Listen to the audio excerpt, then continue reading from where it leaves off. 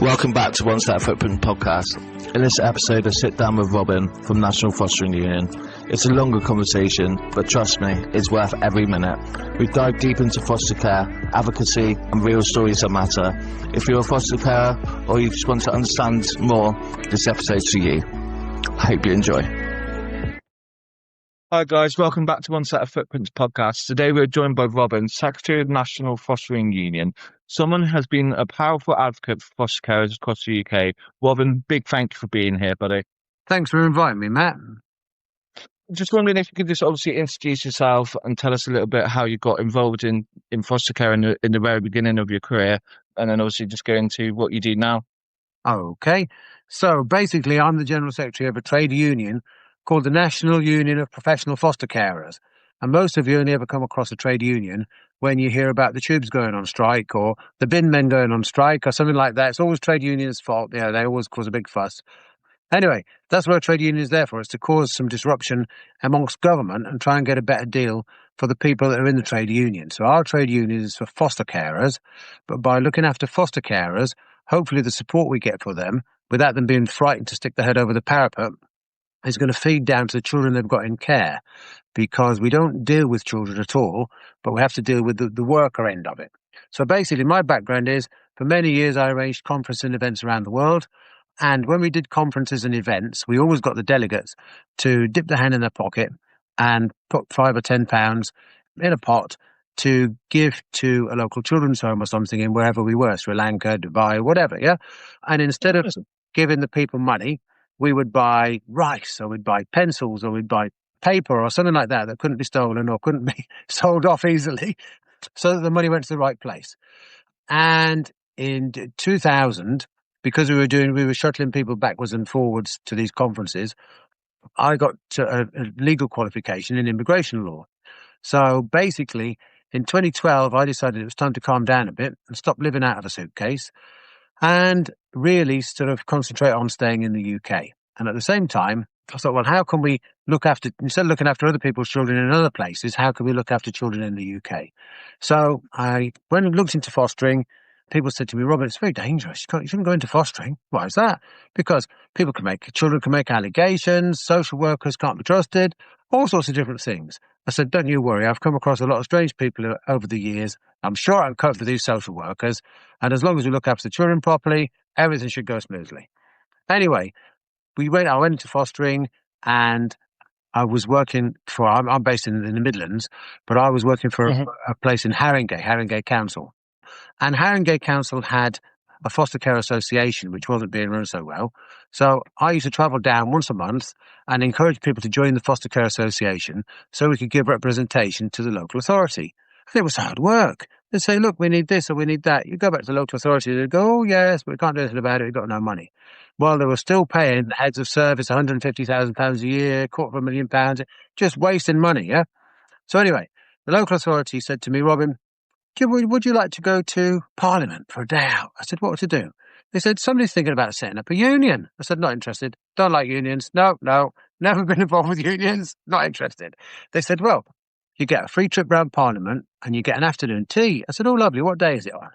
So basically, I went off to Parliament, and this thing was all about setting up a trade union for foster carers from the IWGB. That's a different union. Their union represents security guards and cleaners and things, and they'd seen an opportunity to set something up. So I went into Parliament, and foster carers were there, and they were saying, I lost my house because I went into foster caring. I had my own children taken off me because I went into foster caring. I got a police record because I went into foster caring. I thought, oh my goodness, this isn't very good. Right? So basically, after that meeting, there was quite a few people. John McDonnell was there. There was people from all different organisations there. So they decided to form a foster carer workers union. And luckily or unluckily for me, they made me the first chairman of it. So next time the social workers came to visit me from Haringey, they said, we hear that you're in a union. I said, yes, just like you guys, you social workers are in a union. So now we're forming a union for foster carers. They said, well, you've got a choice really. You can either be a foster carer for us, or you can be in a union, but you can't be both. So I said, well, sorry to hear that. I said, but unfortunately, by saying that, you're breaking the law. So I've got to ask you to leave. So I asked them to leave. Off they went. and they said, we can make your life difficult for you. So basically what they did was they tried all sorts of different tricks to make life difficult. And what they did at the end of the day was we'd arranged to take the little boy that had been living with us for 3 years to Sri Lanka, because he liked going to Sri Lanka, and I still travel a lot. So we got permission, because the child belonged to Haringey and not to us. We got permission to take the child away with us. The day before we were due to go, Haringey said, sorry, we've withdrawn permission. You can't take the child away with you. Right? So I said, I called the bluff. I said, you better put the child into respite then, presuming they would have no respite, yeah? Anyway, they said, yes, we've arranged that already. You've got to take the child to Northampton. So bearing that in mind and seeing how sneaky they were being, we packed him 2 lots of cases and loads of toys and whatever. And obviously you can imagine the child was distraught. Went off to respite. We went off onto holiday. And while we were away, we got a text message to say, don't bother picking the child up again, because you're white and the child is brown. And with the respite care the child's with is is brown as well. So there's more suitable for the child. And yeah, so basically the child got taken away as a punishment for me being in a union. So at that point in time, I also realised that the IWGB was taking money from people, but because foster carers weren't workers, they had no rights really. So I felt it was unethical to stay with the IWGB and keep taking £10 a month from foster carers when they couldn't really be helped a lot. So I went to the government in 2017 and said, guys, I want to open a union for foster carers, just for foster carers, that's all. They said, you can't. I said, why is that? They said, because foster carers are not classed as workers, so they can't have a union. So they said, if you pay any money to start a union, you'll lose your money. I said, fantastic. I've never lost money in my life, so let's go for it. So basically, in 2017, we started a big load of court cases, and we ended up in 2020 in the High Court to get a judgment, which came in 2021 to say we could form a trade union. It didn't give us, the foster carers, the rights to be workers per se, but to have a union, you've got to have workers, and you've got to be a worker to be in a union. So under the Human Rights Act, we got the union formed in 2021. So now it's 2026, and I must say we've achieved quite a lot in that small space of time. Foster carers can now go to an employment tribunal if they feel they've been discriminated against. They can whistleblow, they can do all sorts of different things. But we've still got another Supreme Court case coming up against the government to get proper things in place so that, for example, when there's an allegation, foster carers can still get paid, so they can keep the lights on and the mortgage paid, so that if children have been removed, they're still there for the children to come back again. You know, because at the end of the day, we try to make sure that the foster carers that are with us can keep stability for themselves and for the children they're looking after. You know, this knee-jerk reaction where the social workers suddenly swoop in at the slightest drop of a hat or problem and remove the children and shift them off somewhere else is not satisfactory for anybody. No. The amount of foster carers we've got where, you know, the couple and their own birth children are seeing the doctor for PTSD, post-traumatic stress disorder, because of the circumstances they've been through, looking after foster children without the proper support from the local authorities or the agencies, you know, and then think about those children that have been moved on. You know, they've got attachment problems. You know, who can they trust? They can't trust a social worker. Oh, no, not another blooming social worker turn. What happened to the last one? They said they were going to be here forever. Well, they've vanished again. It's just not satisfactory. So stability is the main thing. So as long as we can get the groundwork right, which we're doing by getting proper worker status for foster carers, so they don't get paid as a worker for work, like in a children's home or something. They'll still get, you know, money for looking after the children, but it's more stable for them, and they can't be backstabbed in the same way they can be now, which affects everybody. So there you go. That was a big long rant to start us off with. So now then you can carry on. I couldn't agree with you more. What I see, and this came up this morning when I was having my very first podcast of the day, was the lack of support for kids who've got drug issues, for example, or like other addiction issues. So like I'm going to bring this up just because I want to, because it came to me this morning when I was talking to a fosterer called Tracy. she had dealt with a young teenage woman who had drug issues. Obviously, she was like, against them like doing drugs in the house and that, but she used to have to follow around at night. And I was just like, where's where's the support for her then? Where's that like drug and alcohol support? Like what happens to that? And she said, well, there isn't any. And I was just like, well, that just makes your life harder and makes that child's life harder because she needs someone who knows and understands why she's traumatizing herself in the aspect of hurting herself or hurting her body and like hiding her feelings by doing drugs or by doing alcohol. I mean, you'll know yourself, Robin, the statistics of people who are in care or have been in care in their lives and or drug addicts, homeless, being in prison is massive, and the cost of it all is also huge. So it never sits right with me when people say the government haven't got the money to support care people or kids in care, or they haven't got the money to support care leavers. Where in fact, well, we do because we're paying for it in the long run when that person ends up in prison or that person does end up in some sort of, well, prison, police, court system, all the cost of the taxpayer, residential care, another massive cost to the taxpayer. So it is baffling. I think it does need to be more child-led than what it has been, 100%. Yeah, you're right. So when do you think about your journey so far? What stands out as the most defining moment for you, do you think? Starting your union? The most defining moment was when the High Court said we could have a union. That's the that's the best bit so far. But then the next best bit was when we managed to get one of the judges to tell us that foster carers could have discrimination rights, because discrimination rights cover a whole load of things. So, for example, if a foster carer feels that they've been discriminated against by not getting the support that they needed to look after a foster child who was then moved on to somewhere different, they can pin the blame on the social workers. So when we go to court, when we do a tribunal case, we don't just say such and such a county council. We say the Director of Children's Services, we name them. The head of social services, we name them. The social workers that have caused the problem, we name them, because it means they can't escape. Because even if they move on, what tends to happen is if there's a problem, they move on, right? And then the one council will say, oh, well, we can't contact them because they've moved on. But if the judge says you will bring them to court, you've got to find them. Because they can't escape anymore. So we make more accountability. Now, we are quite lucky in the fact that we've put an awful lot of pressure on the government.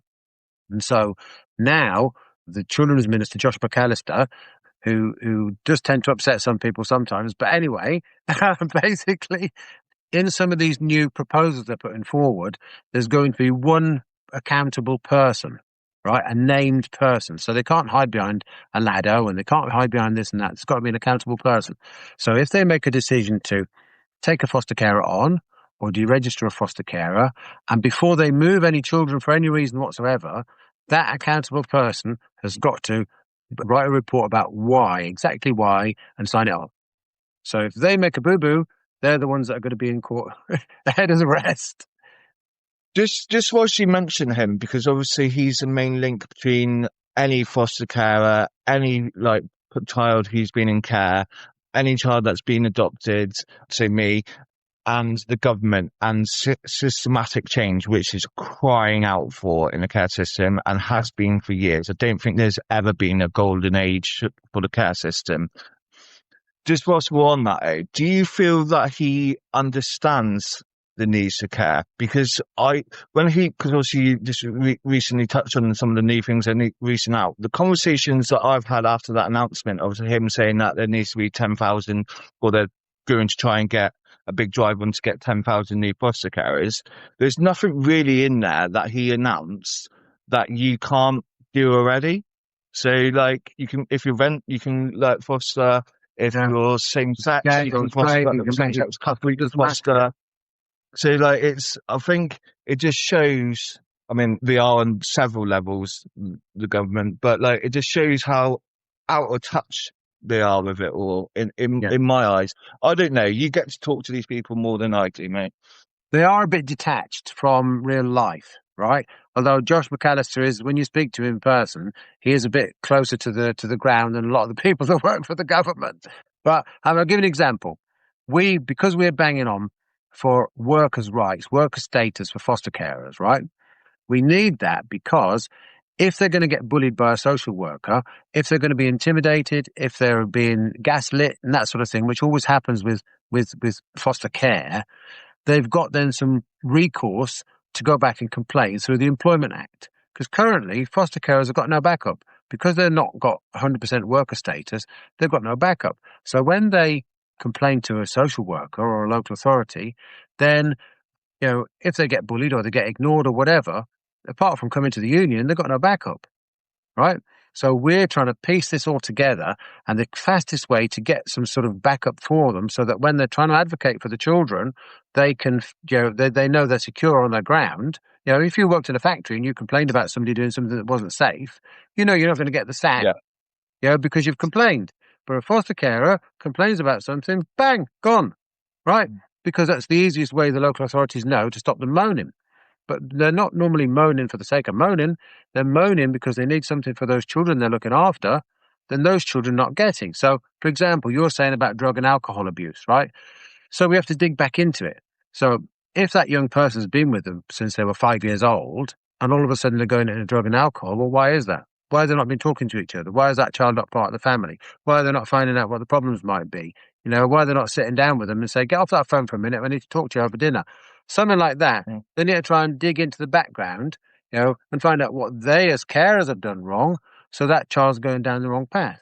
Now, if the child comes into care at, say, 12 years old and they've had 12 years of trauma, and they're already, maybe they had fetal alcohol syndrome or something like that, and they're coming into the situation and they're already addicted in some way, shape or form, then you still need to dig into it, but gently, so you can try and find out what's the problem, what's the matter, how can we help you, whatever.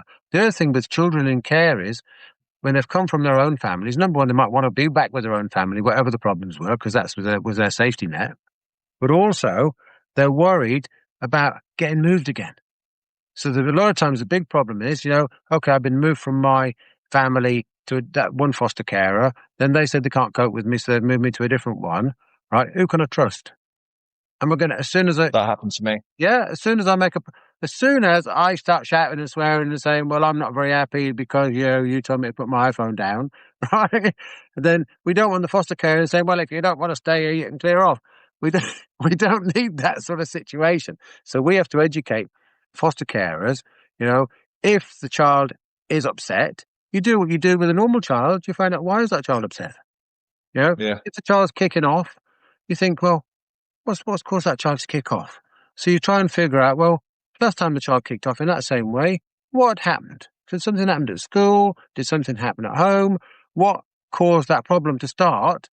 And then you can work out ways to try and make the problem not start, or to rectify the problem when the problem occurs. So I mean, you probably understand. Yeah. You've been in care yourself, so you understand all these different things. You could probably tell me more. 100%. But I still think we concentrate too much on the adult in the aspect of like whether it's the child being traumatized in the bare family, you're concentrating on the parent. If the child then ends up in care, you're concentrating on the foster carers to support that child. I think there needs to be some more support from government base, force upon foster carers to do, and force upon adoptive parents to do. Because it's my experience when I was talking to you before, when obviously I got my care records. When I first got adopted, there was a lot of trauma around me. And I've got my care records, and I've actually got a judge report in my care records stating from like social services, psychologists, all of these people that you can get reports on to be able to go to court and then get the adoption order approved, or even care order approved. So they know everything about this child anyway, what his dislikes are, what triggered me, obviously having a psychologist report, and then do absolutely nothing for the rest of my life. And then obviously I'm showing signs of like temper, anger, all that lot when I was younger.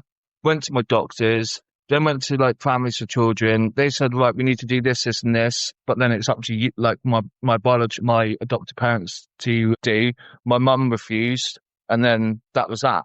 So like, She couldn't refuse. You know, if she's getting help, right? Because a lot of foster carers, they don't get any help. They don't get any advice, get nothing. They're left floating, yeah? So if they say, look, you know, you've got to do this to try and help Matt, and she refuses, well, that's not satisfactory, you know? no, Well, I I'll give think you an example, there right? should be something in place to force them to do it. There's got to be. Because I'll give you an example, right?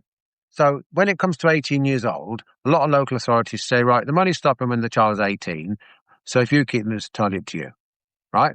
Mm. So if you've lived with a family from when you were 8 years old, you've been there for 10 years, you should be part of that family, right? You should feel you're part of the family. When they do things, you know, they should be doing things with you as part of the family or whatever. So when you're 18, they should say to you, if you want to stay, you stay. They shouldn't need money to keep you to stay there. Do you see what I mean? They shouldn't need like staying put and things like that. And also, they shouldn't say, oh, well, you know, now he's 18, he's got to move out. Well, why has he got to move out? If he was their own kid, they wouldn't expect the child to move out. And then the thing that really annoys me is this, right? Foster carers will come to us and they'll say, well, he's going to be 18 in 6 months' time, and they've found him a place. He's going to be living in this place by himself, but he's not going to manage. I say, well, why is he not going to manage? Well, he can't even boil an egg. Well, how long has this child been living with you? Oh, we've had him since he was 8. Right? Well, how the hell can't he boil an egg? Why haven't you taught him to boil an egg? Why haven't you took him shopping? Why haven't you told him to budget? Why haven't you said, look, this is back bacon, this is streaky bacon, why haven't you told him that's your fault? So we tell him. Don't you worry. Yeah, no, I agree, but then it's like when there's the support's not there for the young adult or child, then Yeah. it's going to make the life harder for the foster kids. What I'm trying to like get at the moment, because you'll be more than aware of this, Robin, is that we are losing foster carers left, right, and centre. Yeah. Why? There's got to be a reason. And I may be sounding a little bit confrontational with you, and I didn't mean to come across that way. Well, But if we're working on all of these amazing things and all of this support, then why is that the case? Why is like the link between care and prison so high? Link between care and drugs is so high. Link between care and homelessness is so high. Why are foster carers leaving so much? If the system's so much better than what it is well, it's not, is it? from No 33 support years there. ago, like I There's get no told support there. loads. There's no support there for the children, no support there for the carer. No. When the carer, so No. the circle that we're in is the child needs support. Foster carer says, we need support. This child's, giving us problems and we don't know how to cope with them. What can we do? Right? And then the social service say, yeah, we'll look into it, but they do nothing. Right? So then the next time, 6 weeks later, social worker comes back again. The foster carer says, look, we're still having these problems. And the school's complaining now. The school's complaining to me, but I need your help to support. And I've looked on Google and it says we should go to CAMS. Right, the Children and Adult Mental Health Service. We should go to CAMS and we should, have this child looked at, because obviously there's something that we haven't figured out what it is. So maybe we need some help. And they go, oh yes, we're going to arrange that, but the waiting list's 18 months. So then the foster care will say, well, hang on a minute, I can't be waiting 18 months. This child's going off the rails and it's starting to get angry, and it's assaulting me and it's smashing my house up, right? So we need to do something, right? And they go, well, we'll try and speed it up a bit. So there's no help. There's no help coming in, right? So then the child, especially as they get older and the hormones start raging in the teenage years, and then all different traumas come back and they're getting no support. And then they're told, no, you're not allowed to do that for some reason. And all of a sudden they punch the carer on the nose or something, right? And then the carer will phone up the local authorities to look, I really want to keep this child, but I can't be keeping the child if the child's going to assault me. Oh, well, you should tell the police. Well, we don't want to tell the police because that's going to give the child a criminal record before it even gets started. We want to get the problem solved. Can we please get some support? Oh, yes, we'll look into it. And you're just going round and round the same circle, yeah? So, and then when the social worker sits down with the child, and they're not trained psychologists, but they might sit down with the child, and the child might say, look, I could really do with this, or I could really do with that, right? And they go, oh, yes, we'll look into it. But the same thing happens. It goes around the same circle. Nothing happens. Yeah, but like, I completely agree, but it's so easy to fix. Where they make it so complicated, it's actually so easy to fix. I mean, I don't see why foster agencies, or even if you're just going to privately foster for your local authority, can't have a counsellor or like a drug therapist and some sort of psychologist working with just that agency so they can work with just people in care. I mean, that's exactly what I want One Set Footprint CIC to do at some point, is to have somewhere where people in care can come and get support, because there is none. And when you get an adult and you actually naturally want to know about yourself, get that closure, who actually am I, who is Matt Belcher, for example, then you're getting re-traumatized all over again and blamed all over again. Well, which I find disgusting. Social workers keep changing. So think about when you were in care, right? Social worker will come along and say, hello, I'm your new social worker. And you go, oh my God, not another one, right? But I'm going to be here for a long time and I'm going to help you with this and I'm going to help you with that, right? Give it another couple of months, a different one turns up, right? And they say, hello, I'm your new social worker. They ask you all the same questions all over again. They re-traumatize you all over again. Oh, how did you end up in care? Well, and it's the same nonsense round and round in circles. So instead of helping to untraumatize yourself, they're re-traumatizing you. And I was talking to, we as a trade union, we're trying to do counselling ourselves. So we have support groups on WhatsApp and things that foster carers can come to and chat to each other, and with our input as well. And then we help them with different problems. So if they're having a problem with a child, they don't name the child or whatever, but they'll say, look, has anybody else come across this problem? And then they talk to each other and help. But also we're going to start doing a live podcast, so where people can phone in and take part in it, right, with some proper counsellors, right? And so those counsellors can take on board what the foster carers are saying, and they can say, well, you know, we can do this, we can try that. So basically we're putting counselling into place. And the other thing we're trying to do is, when you do, so a lot of times social workers is a tick box exercise if you're not careful, right? So go, right, Matt's 9 years old now, so we've got to do some life story work, right? Yeah, I think that's just to quickly come in there. You've literally just hit the nail on the head for what Tracy was saying this morning. Obviously about the lack of communication, lack of actual consistency with social workers who change all the time. And it actually made me quite sad, because that's what happened to me. Like, the social workers changed every time. They're involved for my family for 8 years. God knows how many social workers I had. But how dangerous is it when they're not reporting to each other about what's happened, or they're not reading about previous reports? And I honestly believe that my trauma could have been stopped if they did, because there was abuse going on for 8 years prior to my birth. So it is disgusting. You are massively hitting a nail on the head there, Robin. Yeah. But this life story work, right? The tick box bit is when the social worker suddenly turns up and says, right, he's 9 now, so we're going to do life story work. Well, the foster carer might say, well, I don't think he's quite ready for that yet, you know, because a lot of things went on in his background. So, but maybe we should break it to him bit by bit, right? And they go, no, we've got to do it in 3 sessions, right? We just got to go through it all. Well, basically, there's a lot of trauma and a lot of stuff being told to that child, all right? And then there's no support in place to help the child get over the problems that are turning up, right? So they pile him with a load of problems that they probably remembered, but they wanted to forget, right?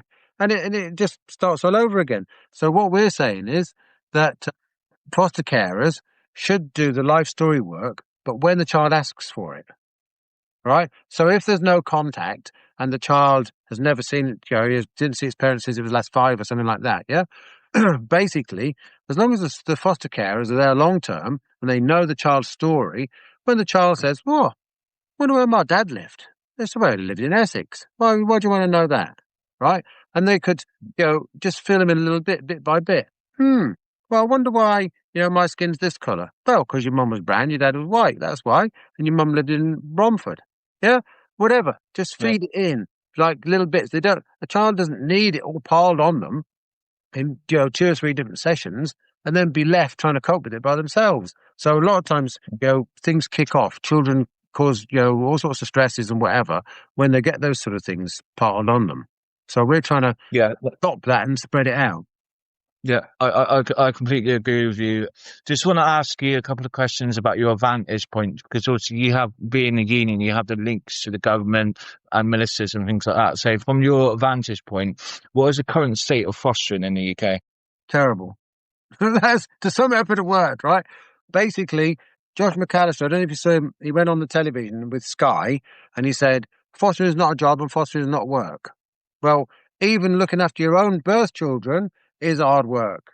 Looking after another child, especially when the child belongs to the local authority, if you like, and you've got to ask their permission to do everything, it's even more hard work.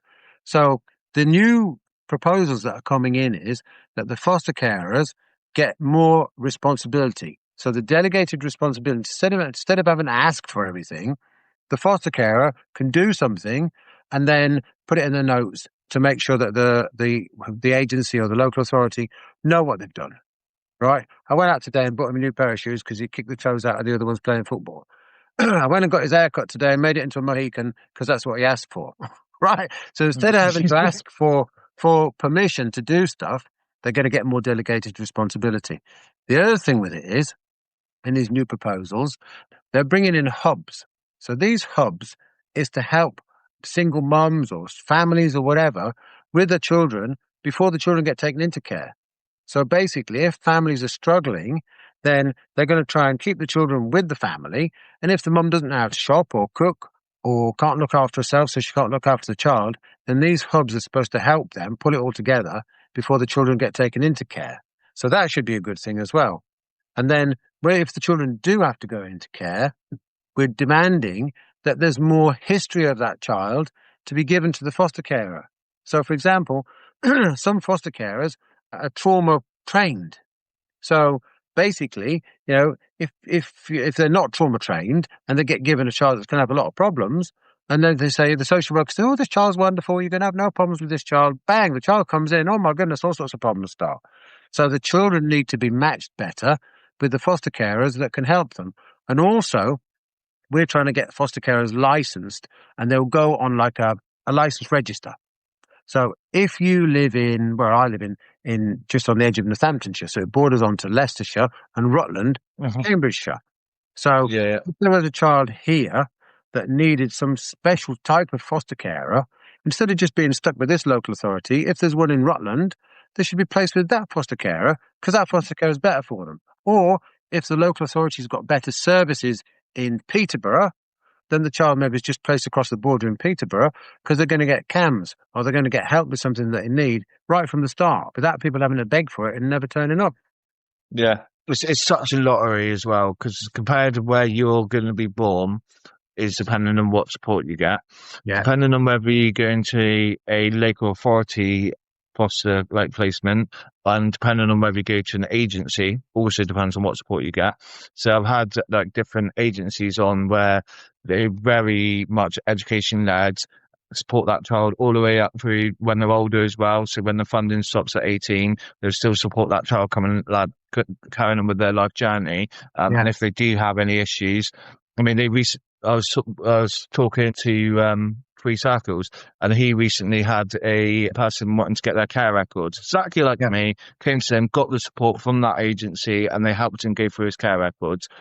So it's a lottery, and it really shouldn't be. I think it should be a covered blanket of support, no matter where you are, whether you're born in Devon or whether you're born up in the Midlands somewhere. So yeah, it is. I find it very sad. But I don't want to just sit here and say bad things about the foster agency. So what do you feel in the system is working? A lot of things in the system that are working are the care in some circumstances, but not in all circumstances. So with agencies, I mean, people are complaining that agencies take a lot of money from the government and, they shouldn't be getting that much money. They're floating themselves on the stock market and all sorts of different things. But as you say, it means that, if they're getting more money in, they should be able to pay more money out to support the carer, which then feeds down to the child. Because don't forget, the agency employ the foster carer.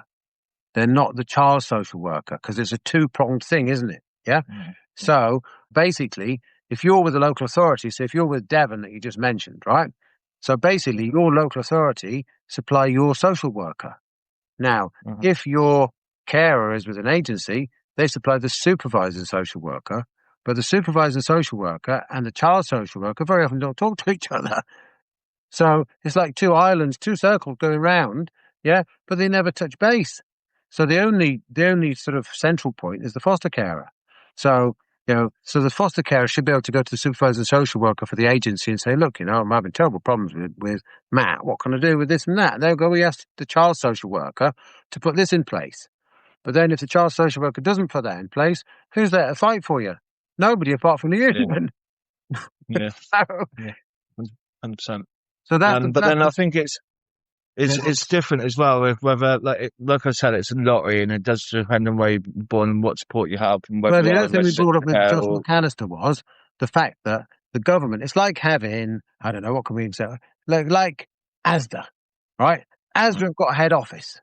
So if they say to all their stores, you will follow these guidelines, all the stores have got to follow the guidelines. So I said to Josh McAllister, you're the head office. If you say that all the local authorities have got to do the same stuff, they need to get on and do it. Because you're paying the money 100%. out of them. Yeah, 100%. And I think I'm amazed when you said that because the people I've spoken to have been. So I'm amazed that you've spoken about foster carers who aren't trauma informed. That must be quite, or even trauma trained, which must be quite difficult and make it harder for them, I suppose, in that way. And I'm surprised that I don't know if any local authorities offer that training or if they just have to go and get it off themselves or pay for that themselves. Local authorities are supposed to supply it, right? But nowadays, it used to be in the olden days, well, not so many years ago, that foster carers had to get up and actually go and sit in a classroom and do some proper training. Yeah. But nowadays, it's all done online. Now, because our mantra for the union is keeping good carers caring, right? Mm-hmm. Now, some foster carers shouldn't be foster carers. So we help them to move on to pastures new. And I've heard about cases where, for example, there might be a trauma training or any sort of a training, but the foster carer will put it on their phone while they're cooking the dinner or whatever, not really pay a lot of attention to it. But because they've done that recorded program or whatever, it comes up on the file that they've done it. Right? And then there's no vetting process from the social workers to find out if they have done it and if they're following it. Because sometimes they go on the training and they think, well, that's a load of old rubbish.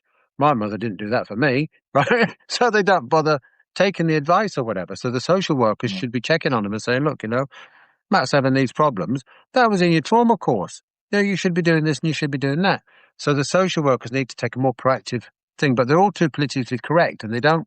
I mean, sometimes I'm completely politically incorrect, but basically they need to stop just box ticking and trying to protect themselves and look after the children because that's what they're there for. And if they've got to tell the foster care, you're not doing this right, let's work together on it and try and sort it. That's what they've got to do.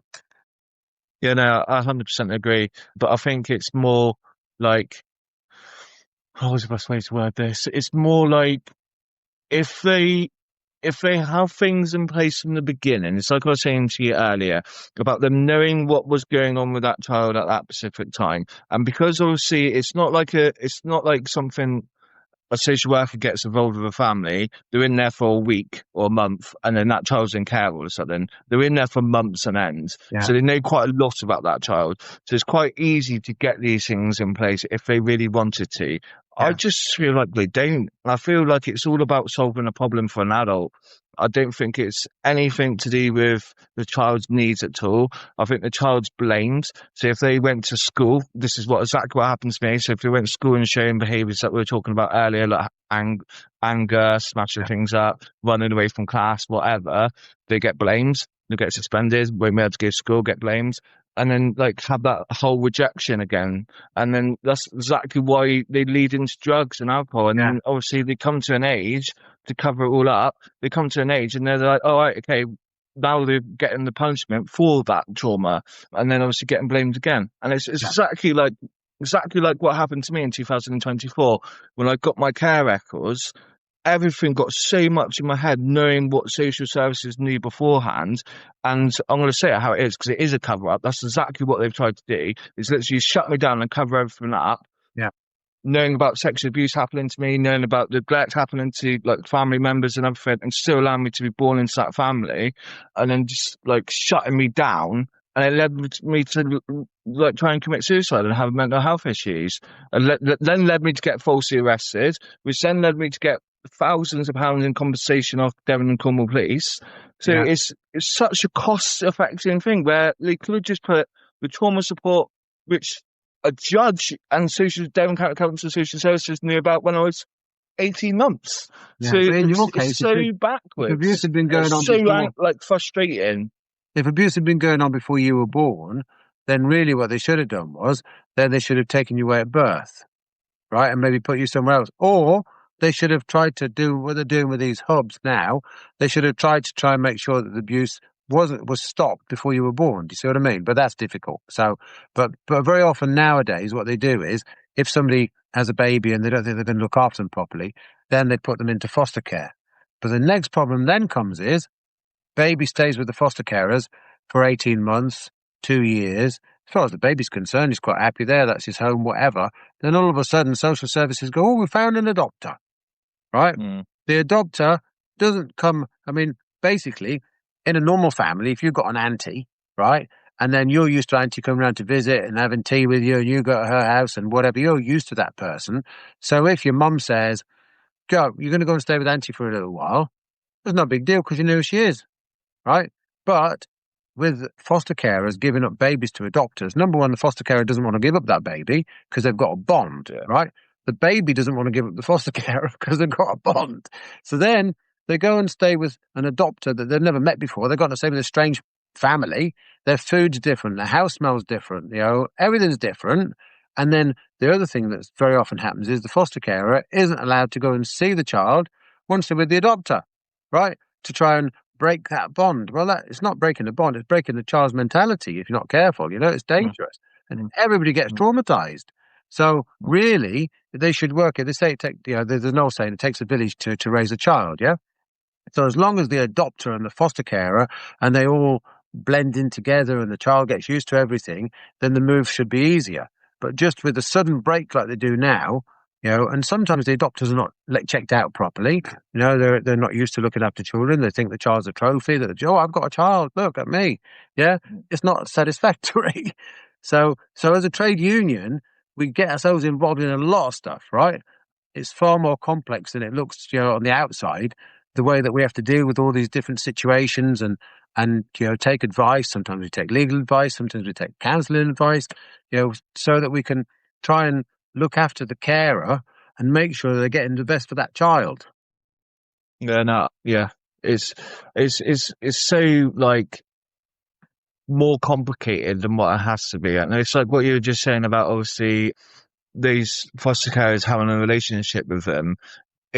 It is like an emotional time for them, definitely, and they do have a bond with these children, especially if it's foster carers. Because what you were saying earlier about foster carers not in it for the right reasons, just using the kids as oh my god, I got paid. But like you do have the majority of foster carers. Yeah, so you do have a majority of foster carers who actually do love and nurture that child and treat that child as one of their own. So like when it does, because you're right, it's completely out of their control. I mean, tomorrow someone could come in and say, yeah, let the authority, you're going to be adopted. Yeah. The most worrying about thing from that, because it's just my experience with it, is as soon as that child is adopted, the support stops completely. Yeah. So there's no union for adopted kids or adopted parents who then advocate for support around that. Well, having said that, let's stop you there, right? It's the National Union of Professional Foster Carers, but if you're an adopter and you're having problems because you're taking care of a child that's not your birth child, right, we'll still advocate for you. So if you're having troubles, right, and you think it's going to break down, because a lot of adoptions break down nowadays because there is no support there. So basically, if you're a kinship carer and you're having problems, because with kinship care, a lot of the local authorities try and put a child with a relative, a distant relative, some sort of a relative, and then not bother paying them because it's a relative, right, and leave them abandoned, high and dry. And then sometimes with adopters, they don't give them any support either. So yeah, kinship carers, adopters, they can come to us as well, and we'll help them as much as we can. And then the other thing with it is, because we've been going now for 5 or 6 years properly, we've got quite a few good contacts within local authorities and agencies. So if there is a problem, we can phone somebody up and say, oi, why is this problem occurring? We discussed this problem before. Why is it still happening? Yeah, and then changes we can make movement fast. And we're not, the foster carers not putting themselves in danger because they're not complaining about it. We say, look, one of our members has told us this problem's still happening. What are you going to do about it? Mm. No, 100%. Yeah, I think it's more like it's what's there for the child then. So obviously, like you have yourselves as advocating for the foster carer Yeah. and the adopted parent. He's advocating for the child, and I'm more than happy for you to say nobody. By the way, No, the foster carers advocating for the child. We've encouraged those foster carers to advocate for the child, but up until now, until the union was formed, the foster carers were frightened to advocate for the child because as soon as they complained about something, the social services got rid of them. So basically, so they don't want to complain because they love that child. They want to take care of that child. They want the best for the child. So they don't want to complain because if they suddenly get removed from caring, then the child gets moved on. So the yeah. stability's gone. Yeah, I agree. But my point more is like for like people like kids like me, say being through severe trauma. So that I was like left in my cot and that neglected, sexually abused. So I got through severe trauma, was in care from 18 months to the age of 4, and then adopted. So Right. who's advocating for me from the age of 4 all the way up to me being 34 today? Nobody No one. now. That's my biggest worry with it all. Yeah, that's why we're banging away for different changes to happen, purely and simply because people like you, and then you're saying about the cost of the government, right? We're helping some care leavers who've had problems like you had, but you already dealt with a lot of your problems, which is good. But we're helping some care leavers take the local authorities to court for the lack of support and things that they had when they were in care or when they were adopted. Yeah, I in talks with my counsel still. I might be taking him to court, to be honest with you. It's looking that way. Yeah. You know what Devon County Council are like anyway, Robin. Very dismissive, very shutting down. I couldn't say a dicky bird about that. Yeah, very dismissive. But it's like their last letter to me. They used the words alleged, like safeguarding issues when I was born. I was like, alleged. Hang on a minute. I know it's obviously a legal term and the reasons why they're doing it. But I was like, hang on a minute. I'm reading your reports. It's not like I'm coming to you with evidence or like a hearsay thing. I'm actually reading your reports and then complaining to you. It's what you've written about me, not the other way around.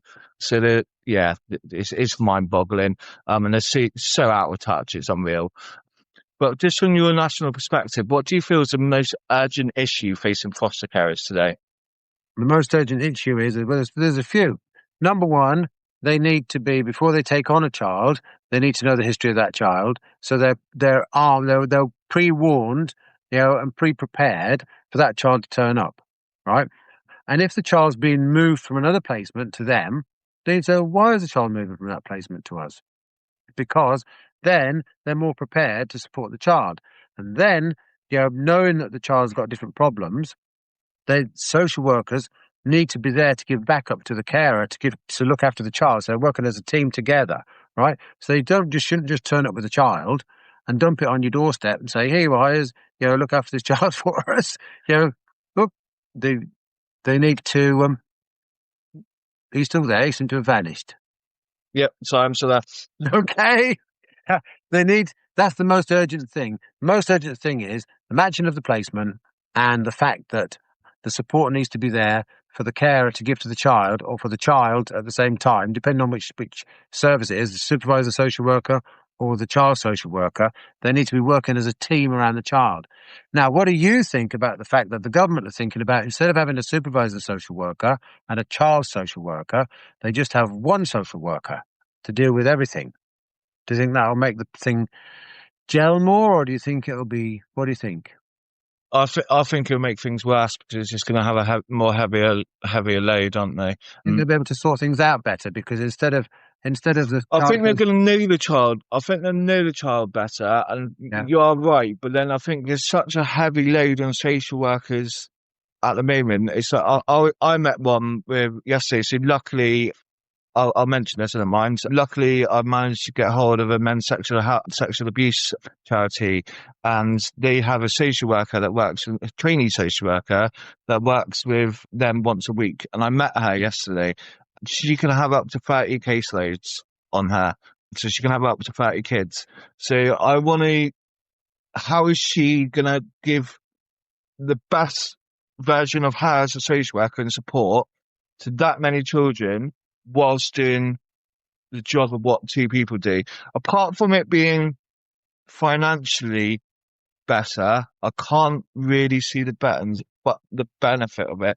I don't know.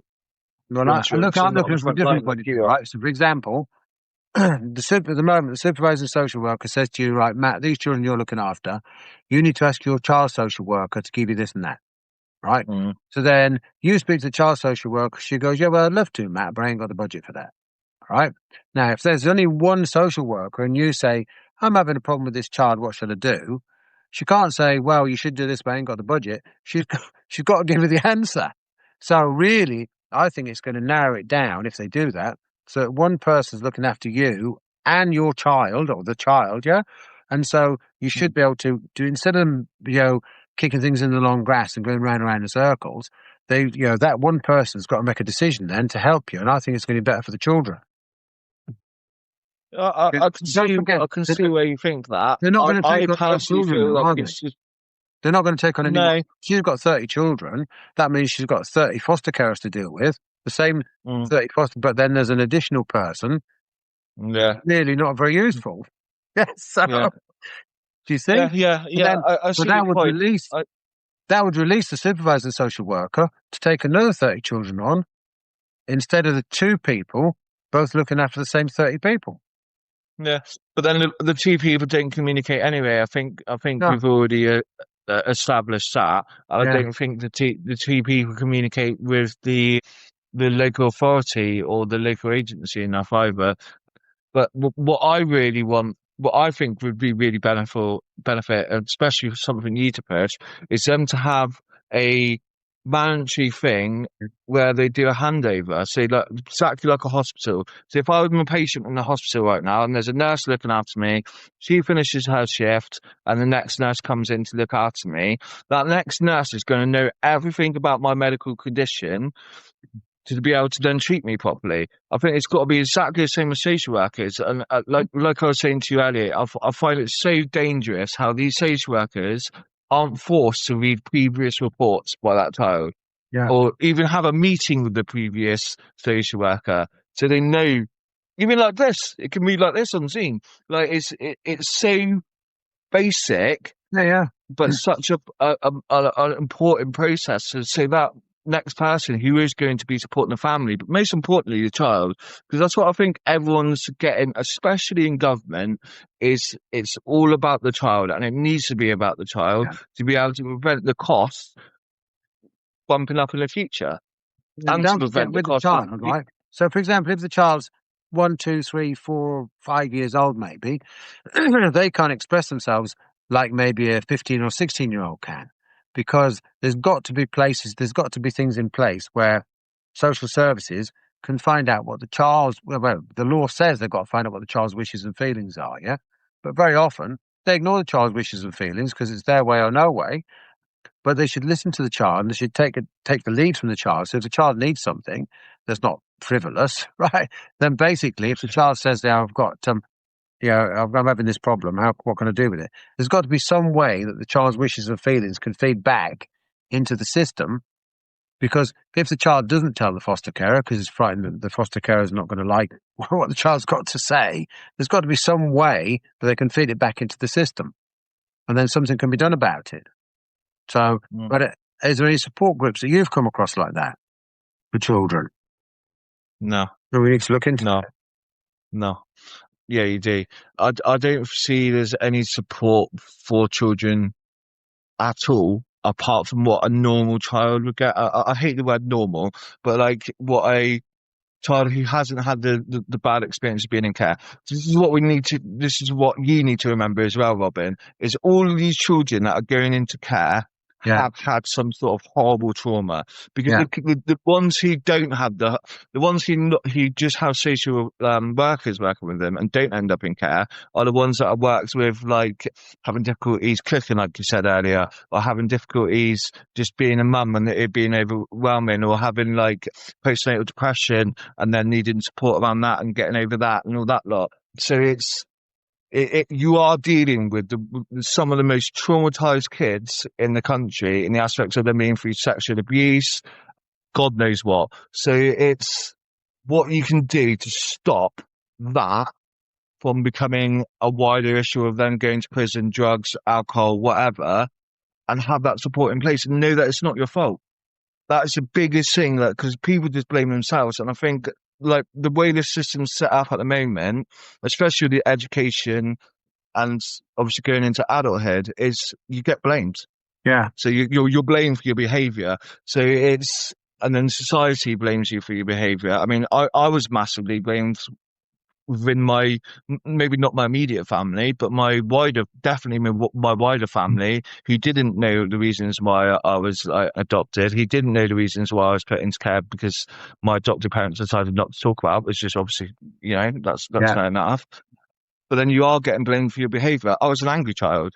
That's what I got told, and I'm an angry child. Like, you got a temper. Like, you're just like your biological dad. You just got a temper like him. So, like, and you can imagine what that feels like to me, and you can imagine what it felt like to me to be like compared to my original, like my birth father. I don't even like calling my birth father, but yeah, it is that lack of support, and then to not have any support when you're learning about records, but then when you're learning about adoption is baffling to me. So, like, it's like my local authority have got a agency called Adopt Southwest, All right. and they do like life story work, support you with life story work, obviously like organise adoptions and that as well. But they have no support for you going through your care records. They do have support if you wanted to do an adoption summary, which is basically them going to the local, believe it or not, them going to Devon County Council, getting my care records and writing a very light-hearted summary about the reasons why I was like put into care and adopted. Very child friendly as well, which you can imagine when you're sat in a room with a social. So this is what happened to me, 2019. Sat in a room with a social worker in Midland House in centre of Plymouth, and we just went through about 6 or 7 pages of this summary, and I was like asking little questions, and then she was just shutting me down at every opportunity. So, like, it came up about, obviously, Steve, my biological father, wanting to change my nappy like really often when he was at contact centres, or me clenching my bum when I was getting my nappy changed, just like little signs of like abuse. And I was asking, and I wasn't a dad at this point, but I was asking, and then she was just like, "Oh, it doesn't necessarily mean anything happened, blah, blah, blah. Obviously, you're a baby, Matt. It's hard to prove, blah, blah, blah." So, yeah, I get all that. But what I know now, and being a dad, I do heavily believe it going. But so I had someone actually sit there with me and go through it and support me. And I was like, well, what about my care records then? What's my care records? And then again, I got pinged between Devon County Council and Adopt Southwest. So no, it's this, it's that. And then I eventually got it through Devon County Council, and then just got 4 files sent to me by email, 200 and something odd pages long each file. The first file related to the fourth file. The third file related to the second. Like, none of it's in order. Massively redacted. I mean, it's been in the news recently. You must have seen it on the ITV about records being going from paper to electronic, and how they've done it, and it's all coming to light now, because obviously all those children who were born there are now obviously adults. So it's just a lack of support around that, and then just a lack of, when you obviously ask questions. So, like, I ask, it's like you said, I should have been given up at birth. I should have been put into care at birth. 100%. I couldn't agree with you more. But when I ask why I wasn't, you just get shut down. Oh, it's so long ago, Matt. Like, we're not investigating it because it's so long ago. Blah, blah, blah. Like, just sweep it under the carpet. It should be in the record. It should be in the note. Yeah. Rather than actually getting a trained social worker sit down with me and be like, all right, Matt, I may not be able to answer everything, but I could try and make sense of some of these words here. I could try and make sense of what's actually happened here. And that's what needs to happen. I find it disgusting. Why should I have to get re-traumatized about something that's not my fault? And luckily for me, I could afford to have private counselling. So I went and got a private counsellor beforehand, because I knew I wouldn't get the support, because I never had it in my life. So hence the word One Set Footprints. It's my only, like, my set of footprints got me to where I am today.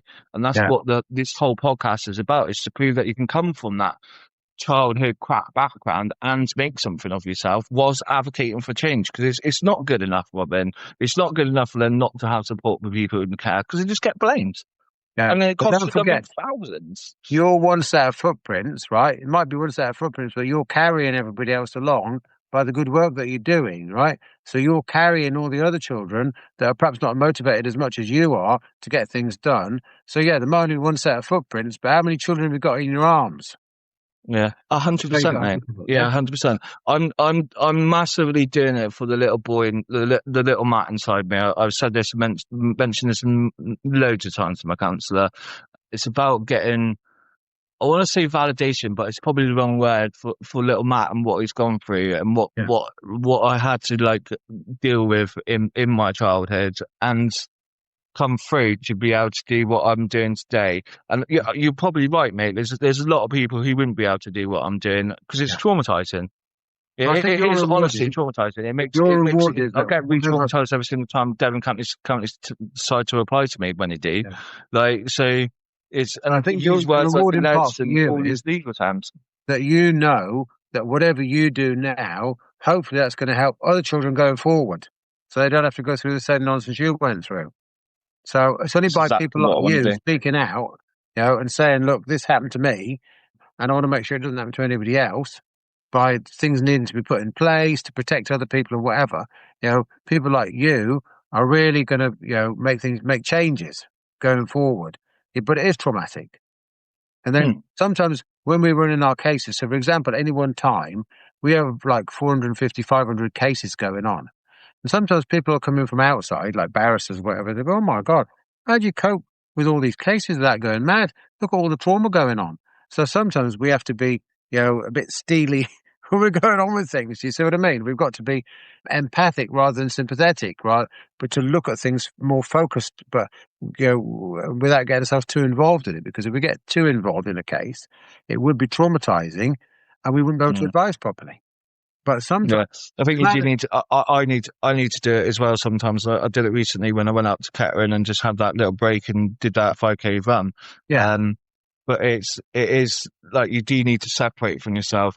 But quickly, I did throw some questions. I did throw a post in of a couple of foster carers Facebook groups, and I did get a couple of questions back. So I want to ask you them. Yeah. The main one is because we spoke about this today, and I think it's a big thing of what you've said about obviously foster carers advocating for their child and being the one to obviously like talk up. How can carers advocate for themselves when they feel unheard? That's easy. They don't rely on them. They shouldn't rely on themselves. Just talking to the social worker when the social worker comes. They should sit down either by themselves or with a union rep if they're in the union, and they should compose an email. And they should say, this is my feelings. This is my wishes. This is the child's wishes. This is the child's feelings. They should write it all down, and they should do it simply. Paragraph 1, blah, blah, blah. Paragraph 2, blah, blah, blah. So basically, the person that's going to reply to it can't dodge anything, because social workers are like politicians. You can ask them a straightforward question, and they'll come back with a million words, but it doesn't say anything at the end of the day. Never answers the question, right? So and this is what I've experienced with Devon County Council. Exactly that, and that's where I'm going to throw it back at you. So if they decide to, like, I don't know if they can, because obviously I'm not a foster carer. I need to remember this when I'm talking, and obviously I was just child in care, and it was a long time ago, so I'm not completely clued up on how the foster care system works at the moment or today. Like I've obviously had my conversations with people and they've shared their experiences. But obviously if they're feeling unheard, then obviously there's a reason why they're feeling unheard. And do they actually even get a reply?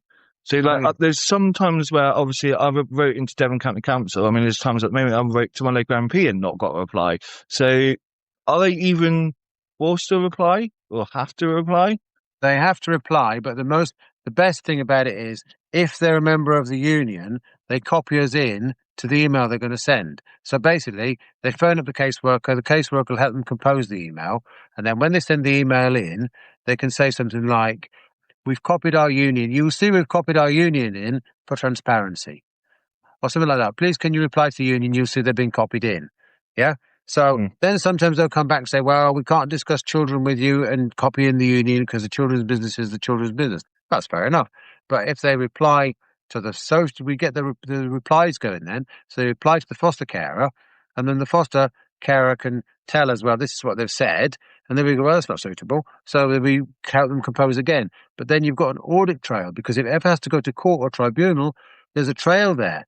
They asked the question on the 1st of January. They got a reply on the 5th of January, which said, we're not going to help you. They went back again and asked again, right? And it goes round and round. So then we can go back and say, well, this is not suitable. You shouldn't be in that job if you can't reply properly.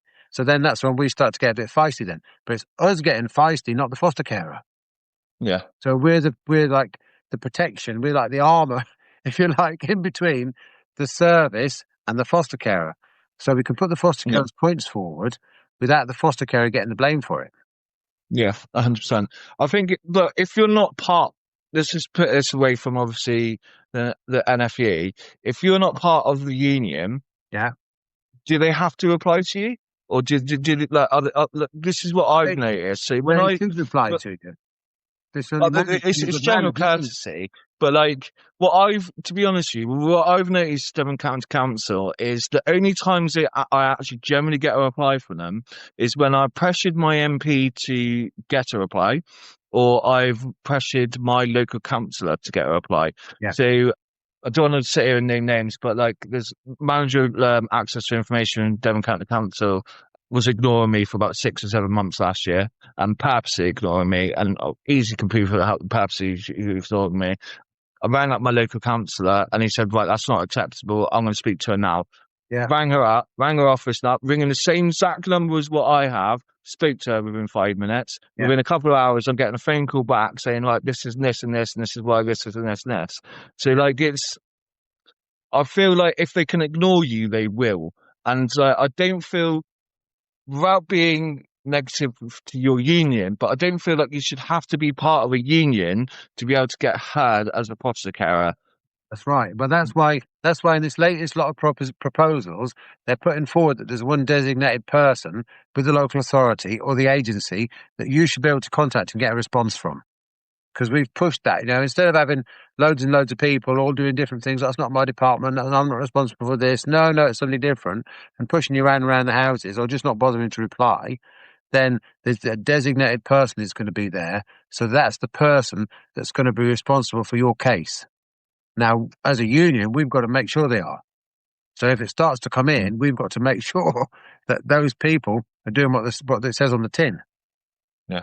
Because, but you always need people fighting on your behalf. It's like if you get, I don't know, a speeding fine, you might want to take a solicitor with you to fight on your behalf.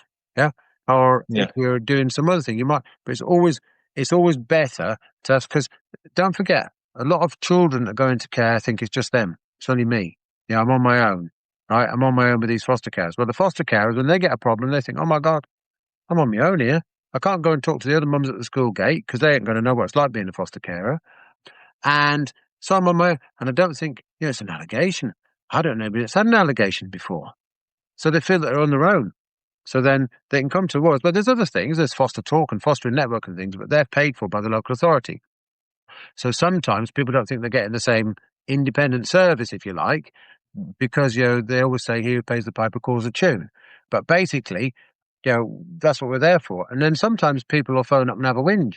They'll phone up at 11 o'clock at night to have a rant and get it out of the system. And then they're fresh for the next day to meet the next day's challenges. So that's basically what we do.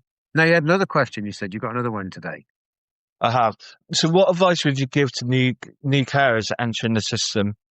Oh, that's an easy one as well. So basically, we're looking at retention and recruitment within local authorities and agencies. And there should be no secrets. So basically, when somebody's thinking about becoming a foster carer, we can say to them, right, you're going to be looking after traumatized children. And to test the boundaries, they might shout at you. They might spit at you. They might want to fight with you. They might make an allegation about you, all sorts of different stuff. But testing the boundaries to see if you're going to say, well, I don't want you anymore, clear off.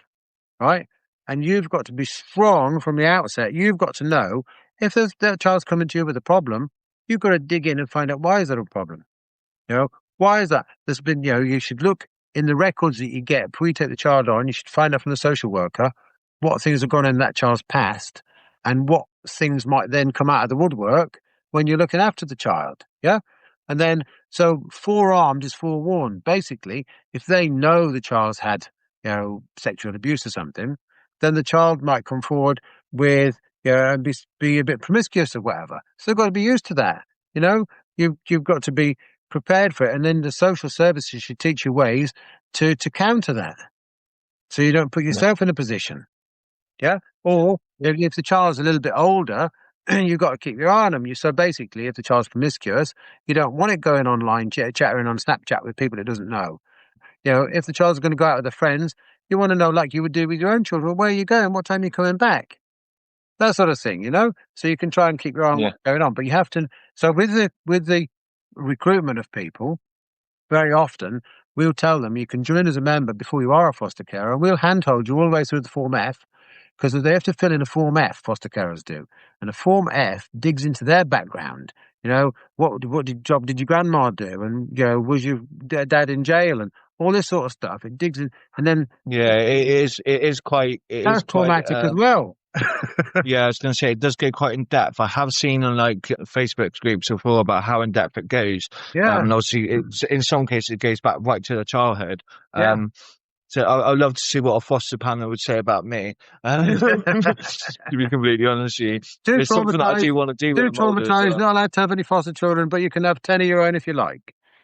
Yeah, exactly. Yeah, exactly. Yeah, no. Yeah, it's generally something that I've actually want to do when I'm older and my own kids are growing up. To be honest with you, I think I could give a lot to someone who's been in care. But yeah, no, that being said, I just want to do some closing sections. What has been the most rewarding part of your work? The most rewarding part of my work is when somebody comes to us with a big problem where there's an allegation or something like that, and they've been deregistered by an agency or a local authority that doesn't like them or whatever, and we've managed to dig all the way through it, clear up all the misunderstandings, and get them back into fostering again. And the biggest one is where they've actually been able to take back the children that got moved away from them. Because those children are coming home then. Yeah, no, definitely. What gives you hope for the future of fostering? The hope is that when we go to the Supreme Court with the government and we get worker status brought in by law, that foster carers will have more support and they'll feel more secure in their work, because it is work looking after other people's children. Yeah, 100%, a nanny or a babysitter or the children's, the nursery or whatever. It's work looking after people's children. And basically, they'll feel secure so that they can advocate for those children without thinking they're going to get got rid of. Yeah, I think that's what's so much on the mind of foster carers today is if they do advocate too much, are they going to get shaken off? Is this child just going to get moved on to the next person who's not going to mean as much as me, or he was get rid of the child, and that gets rid of you as a foster carer? Yeah, and I can see it happen. It wouldn't surprise me if it happens. Sadly, really sadly, but just to leave listeners with clarity, inspiration, and a call to action. If you could speak directly to policymakers, and you do, so you have spoken to Josh and that, and obviously you've got a lot of, I don't want to say power, but a lot of influence, or you can have a lot of influence by speaking to people like me and then passing things on. So if you could speak directly to him again, what would your closing statement to him be? What needs to be done? You need to look after the carers you've got, because they're going to recruit you new carers. I like that. So, and without the other thing, say, without carers, there's no care. No, 100%. Yeah, no, 100%. And then you just be going into residential care and spending God knows how much a week. Well, $5 or $10 a week. That's ridiculous. Yeah. It's crazy. What message would you like to send to foster carers across the UK? Well, you know what that's going to be.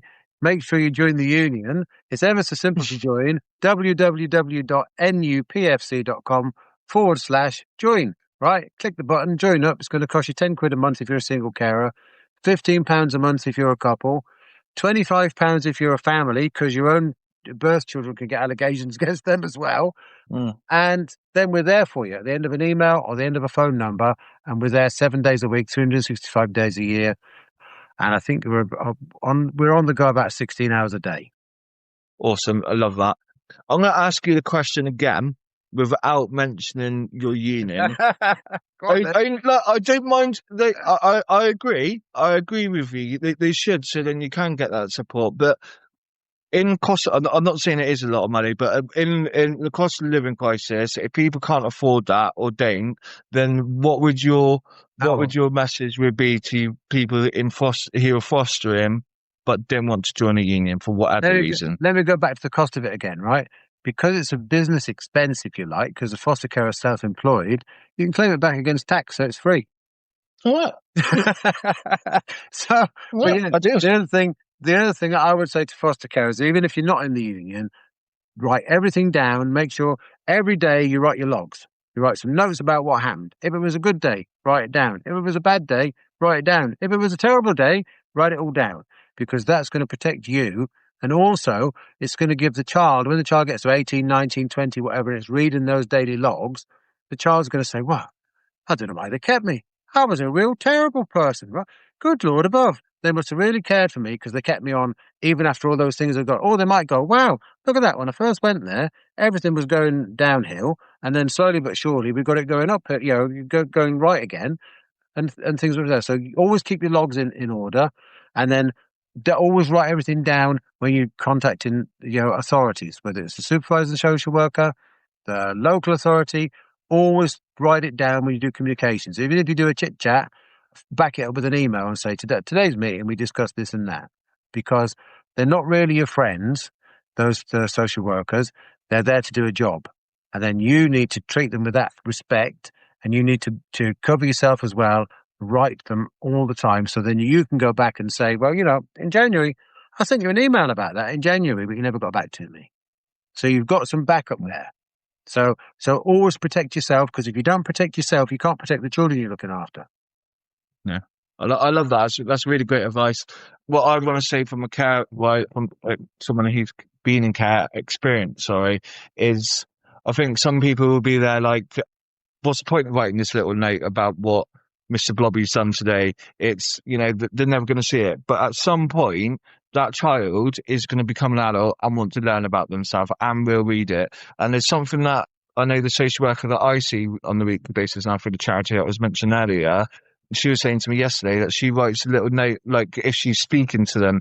So she'll say something like, I came into the room today, you gave me a big cuddle, you're really happy to see me. We spoke about cats because you love cats or whatever.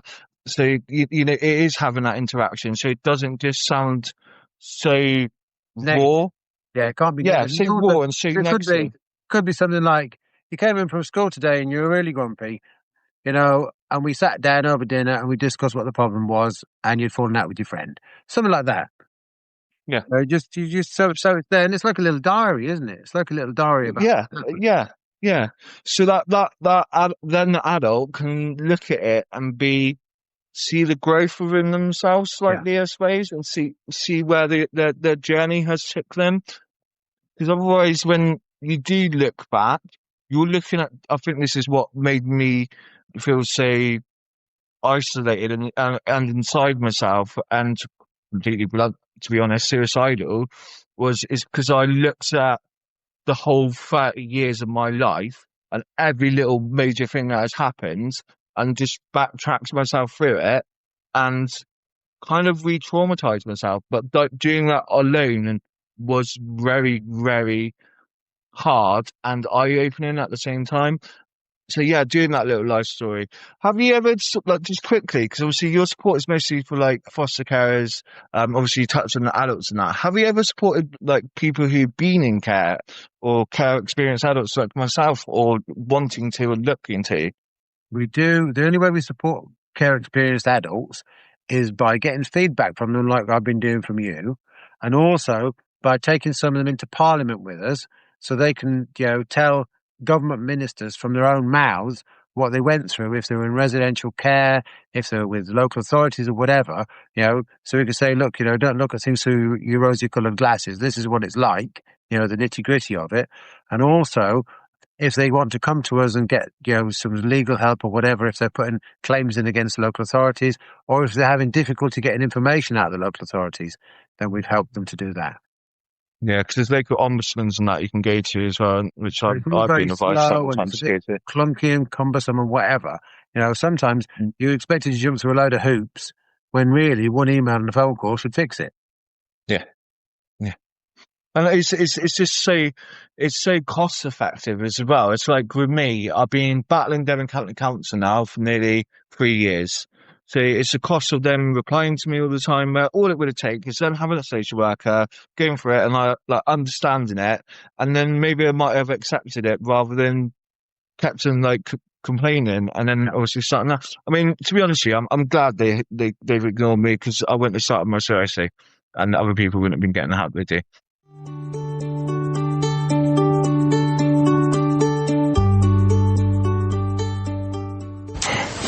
That was Robin, Secretary of the National Fostering Union. Thank you so much for coming on, Robin, and thank you guys for listening to this episode. As always, I really do appreciate your support. And before you go, I have some really exciting news. On the 18th of July, at our charity football tournament, raising funds for Annalise Mans Club and Team Michaela, all profits go to them. We will be launching One Set Footprint CIC support, where we can put in support around care records.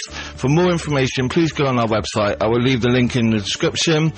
And if you want to partner with us, please go on our website as well. We are looking and crying out for more social workers and more therapists. I want to put in support where you can sit down with social workers and therapists and actually get physical support for your care records and not left alone, re-traumatized like I was. So please, massive shout out. Please go on to www.onesetfootprintcic.com and get a hold of me. If you want to email, it is onesetfootprintcic@gmail.com. Thank you guys, and thank you for listening.